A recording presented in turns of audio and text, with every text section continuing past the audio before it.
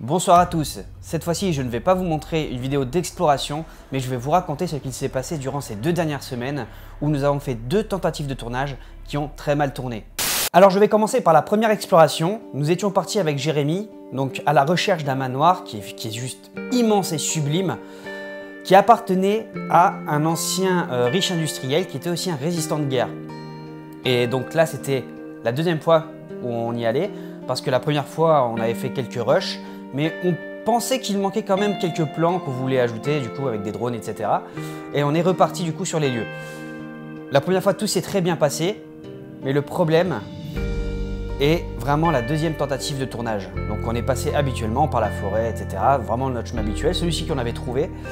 Donc aucun grillage à traverser, rien à grimper ou quoi que ce soit. Donc tout se déroulait très bien comme prévu. On commence à faire une story à l'arrière du bâtiment. Je commence jamais par rentrer directement dans le bâtiment, je fais toujours un premier repérage autour avec les annexes, etc. Et là, on s'arrête à l'arrière, je commence à faire une story que vous allez voir. Bonsoir à tous. Alors ça y est, on est arrivé sur le lieu. On va débuter l'exploration, du moins la suite de l'exploration. Cette fois-ci, ça va être les caves et le grenier. Regardez-moi cette entrée, comment elle est flippante, rien que ça. Et que l'entrée.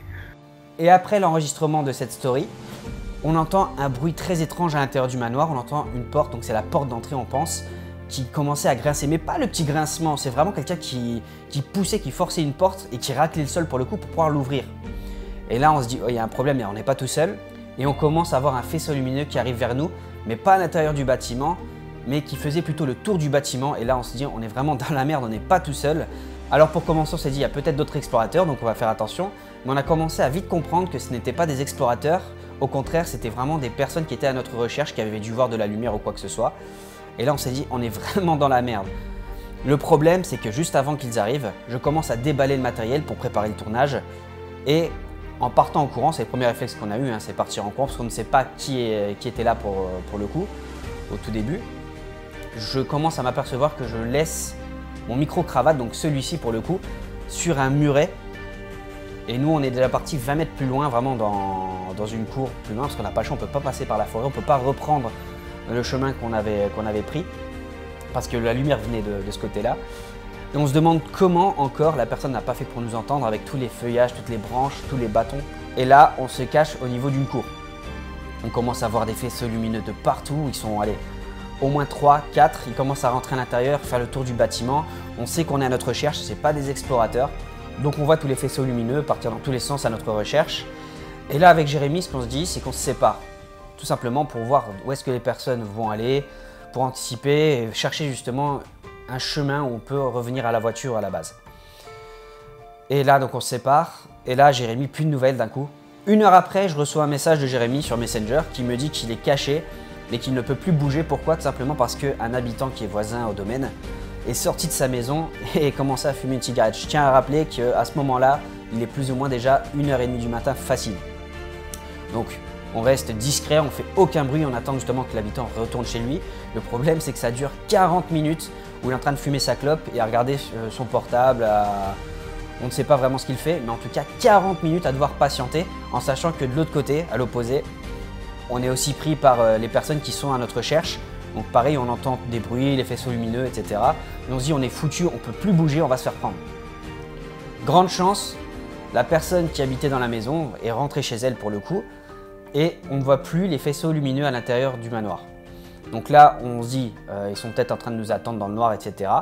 Donc on attend près d'1 heure, encore une fois. Donc on est déjà à plus ou moins 2h15, 2h30 d'attente pour ne pas se faire griller pour le coup. À un moment donné, on décide d'y aller, on se dit on n'a pas le choix, il faut vraiment qu'on bouge. Il est déjà plus de 3 h du matin, il faut vraiment qu'on parte et qu'on retourne à la voiture, on ne peut pas rester là très longtemps, voilà. Ça commence à devenir super long. Donc on commence à revenir vers le manoir. À un moment, je me casse la figure et là je vois ce qui semble être un détecteur de mouvement, en sachant que je suis certain qu'il n'était pas là au tout début de la soirée. Je pense qu'il a été posé, je ne sais pas vraiment. Il y a une lumière, ça semble être un détecteur de mouvement qui est verte, une lumière verte, mais qui disparaît au bout d'un moment. Je ne sais pas si c'est quelqu'un qui est derrière une fenêtre ou si c'est juste un détecteur de mouvement. Je me dis, on ne peut pas passer devant directement, on est obligé de tout contourner en sachant qu'il n'y a pas d'autre chemin. Je commence à dire à Jérémy dans ce cas-là, on va longer un muret, tout simplement, qui était là, mais qui ne fermait pas totalement le domaine pour le coup. C'était juste à côté. On va le longer, on va traverser tout ce qui est branchage. Et tant pis, on va remonter. Donc, on commence à longer ce muret. C'est hyper compliqué avec tout le matériel qu'on a sur le dos et dans les mains. On met peut-être, allez, facilement 7-8 minutes pour faire peut-être 2 mètres. C'est extrêmement long en sachant qu'on fait du bruit avec tous les branchages. Donc on se dit à tout moment, on peut avoir quelqu'un qui va débarquer et qui va nous retrouver rien qu'avec le bruit. Et on essaye d'éviter un maximum la lumière en sachant qu'on ne voit pas s'il y a des trous ou quoi que ce soit. C'est hyper dangereux à ce moment-là. Coup de chance, on arrive à reprendre notre chemin au bout de pas mal de dizaines de minutes. Et là, Jérémy me dit, je vais partir à la recherche de ton micro que tu as laissé sur le muret parce que voilà, ça coûte hyper cher, donc c'est celui-ci en l'occurrence. Il redescend, il ne sait pas à ce moment-là s'il y a encore des gens tout en bas au niveau du manoir qui pourraient l'attendre ou tout simplement si le micro a été trouvé. Donc ça serait la preuve qu'on serait passé sur le lieu. Coup de chance, au bout de 10-15 minutes, Jérémy commence à revenir et m'a retrouvé le micro. On commence à revenir à la voiture, coup de chance, personne, on repart. Mais on est extrêmement frustré quand même parce qu'on a attendu près de 3h30, 4h au final pour rien. On était hyper déçus alors qu'on avait fait pas mal de routes. C'est extrêmement frustrant. Alors c'était vraiment une nuit de poisse. Pourquoi? Tout simplement on prend la voiture. Ce qui était à la base prévu, c'était de dormir dans le village et de retourner le matin faire des plans de drone en pleine journée avec le lever du soleil, ce qui aurait pu être sympa. Mais pour le coup, je me dis non, on doit partir, ça sert à rien de rester. On va juste augmenter les chances de se faire encore griller parce que les personnes savent qu'il y avait quelqu'un le soir-là. Donc on repart. Je m'arrête à 1 heure de repos parce que c'est impossible de rouler, la fatigue commence à se sentir, il est déjà peut-être 4h30, 5h du matin. Je m'arrête à 1 heure de repos qui est vraiment une route nationale, avec 1 heure de repos qui est en contrebas de la route. On commence à dormir et là je commence à voir des voitures qui commencent à défiler, je suis pas bien pour le coup, je vois des voitures qui s'arrêtent à côté de nous à chaque fois et qui repartent. Et au bout d'un moment, un mec commence à toquer à notre porte. Donc très bizarre le mec déjà, c'est pas le mec tu vois où tu vas lui donner confiance sur le carreau, non, j'en trouve directement le carreau, enfin de quelques centimètres. Et là le mec commence à nous proposer des choses qui sont juste bizarres, je vous laisse imaginer les choses. Il a cru sûrement qu'on était vraiment sur un plan. Et là je suis tellement furax pour le coup, je me dis allez on se casse, le mec je l'envoie chier pour le coup. Parce qu'on ne sait pas si le mec il aurait pu insister, taper sur la vitre ou quoi que ce soit, il était vraiment bizarre. Peut-être même avec de l'alcool, je ne sais absolument pas pour le coup. Je pars furax, je roule. Et là, malheureusement, je m'endors sur l'autoroute. Le seul souvenir que j'ai est le bruit de Jérémy qui sursaute à côté de moi, qui me réveille. Et là, le premier réflexe que j'ai, c'est vraiment de donner un gros coup de volant pour éviter la barrière. Bon, après, je la touche quand même. Et je vous laisse voir en photo ce que ça donne. Mais ça a été une soirée vraiment qui était juste horrible à vivre, fatigante, stressante. Et la voiture en plus à côté de ça qui a pris un énorme coup alors que je venais à peine de l'avoir il y a quelques semaines, quoi. Donc c'est extrêmement frustrant. Mais voilà, ça c'était juste la première soirée. Là, on va passer sur la deuxième tentative de tournage qui a eu lieu seulement il y a quelques nuits. Donc on était parti cette fois-ci dans l'idée de dormir dans un sanatorium. Donc c'était un ancien hôpital abandonné pour le coup. Donc c'est un sanatorium que je connais particulièrement bien parce que j'y étais déjà passé il y a quelques mois. Et tout s'était très bien passé. Donc là, on fait la route, mais cette fois-ci, je repars avec Sylvain et pas avec Jérémy qui est sur Paris à ce moment-là. Donc je repars avec Sylvain.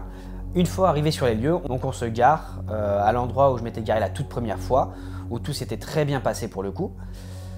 On arrive dans les lieux, on fait un premier repérage, il n'y a strictement personne, on est vraiment content pour le coup. On se dit on va commencer à faire un direct comme prévu avec les abonnés de la page Facebook. On lance du coup le direct. Tout se déroule très bien, on commence à rentrer dans les bâtiments annexes et au bout de 10 minutes, je vous laisse voir en vidéo ce qu'on a pu voir à travers une fenêtre. On a commencé vraiment à flipper pour le coup.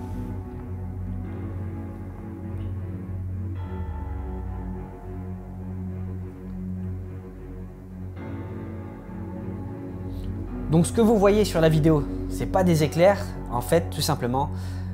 Alors je ne sais pas si c'est la police, si c'est des gardiens, mais en tout cas c'est au moins une équipe de 3 voire 4, car on a vu au moins 3-4 lampes torches faciles. C'est des personnes qui arrivaient sur le domaine du bâtiment et qui étaient à notre recherche clairement. Ils l'ont fait savoir au tout début. Donc nous, on se dit on va pas se faire prendre, on va essayer de repartir, tant pis. On n'a vraiment pas de chance pour le coup à 2 tentatives de tournage consécutives. Et on va essayer de les semer. Mais là, on commence à voir qu'on est cerné, on est vraiment pris au milieu du groupe qui est vraiment dispersé sur tout le domaine. Et là, on ne sait plus trop quoi faire, on est vraiment hésitant. Et là, je dis à Sylvain, on part dans la forêt. Tant pis si on fait du bruit, mais il faut vraiment qu'on bouge de là, on va se faire prendre, c'est certain. Et donc, on grimpe, on ne sait pas encore comment les mecs n'ont pas fait pour nous entendre. Pareil, avec tout ce qui est feuillage, branchage, on a fait énormément de bruit, je trouve. Et avec quelques bris de verre en plus, ce qui était à l'entrée de la forêt, vraiment encore sur les premiers chemins. On se cache et là, on voit des personnes passer vraiment aller à 10-15 mètres de nous. On les entendait presque respirer et tousser. Donc, c'était juste ultra stressant, je vous laisse imaginer. Et ça a duré pendant une bonne heure. Vous êtes à notre recherche. Coup de bol, ils ne nous ont pas trouvés. Mais on a dû, pareil, revenir comme la toute première fois encore dans la voiture. Mais pour ça, il y avait pas mal de chemin et on devait passer devant le domaine.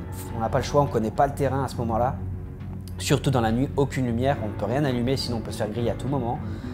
Et ça dure encore une heure pour arriver à la voiture, alors qu'on mettrait normalement peut-être 15 minutes maximum à pied, quoi. Et là, coup de bol, plus personne, malgré le stress, on prend notre temps, on regarde partout. Au moment où on arrive à la voiture, personne ne nous attend. Donc on repart, mais toujours pareil avec le sentiment d'être hyper frustré pour le coup. Donc ça, tout simplement, c'est les risques de partir en exploration et de vouloir tourner. Je le sais, je connais très bien les enjeux. On peut se faire prendre à tout moment. C'était la première pour mes cadreurs pour le coup, chacun. Donc voilà, c'était juste pour vous expliquer ce qu'il s'est passé ces 2 dernières semaines. On n'a pas sorti de vidéo directement, malheureusement, mais on n'a pas ralenti au niveau de notre travail. C'est juste qu'on n'a pas eu de chance, en sachant qu'on a quand même une vidéo en stock qu'on est en train de préparer, qui est déjà filmée, qui est déjà tournée. Il n'y a plus qu'à la monter. C'est une vidéo bonus d'ailleurs qui est en lien avec la vidéo du bunker.